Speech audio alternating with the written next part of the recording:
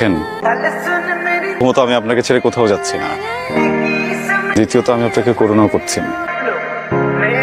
মাথাটা ঠান্ডা করুন, তারপর চলেন আমার সাথে।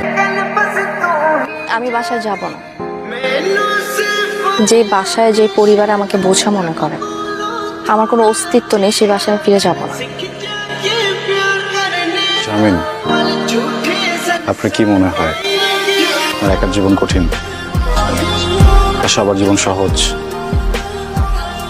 পৃথিবীতে কোনো জীবনই সহজ না। আমার বাবা ছোটবেলা থেকে আমাকে দিয়ে সেটাই করায় যেটা উনি চান, সেটা আমার পছন্দ হোক বা না হোক। বলতে পারেন অনেকটা জোর করেই করে। আমি ওনাকে অনেক সম্মান করি, তো কখনো বেয়াদবি করি না, উনি সেটারই সুযোগ নেন। আমার কি কষ্ট হয় না? আমার খারাপ লাগে না? আমার খুব কাজ করে না? রাগ হয় না? দেখেন, আপনাকে বা আমাকে আমাদের পরিবার কেউ এই মুহূর্তে মূল্যায়ন করছে না। তারা মনে করে আমরা ইম্যাচিওর, তারা মনে করে আমরা ছোট। এখন আপনি যদি এই রাগটা ধরে বসে থাকেন, তাদের যে ভুল ধারণাটা সেটা তো সঠিক হয়ে যাবে। তখন তারা আসলেই ধরে নেবে আমরা ইম্যাচিওর। চলেন প্লিজ।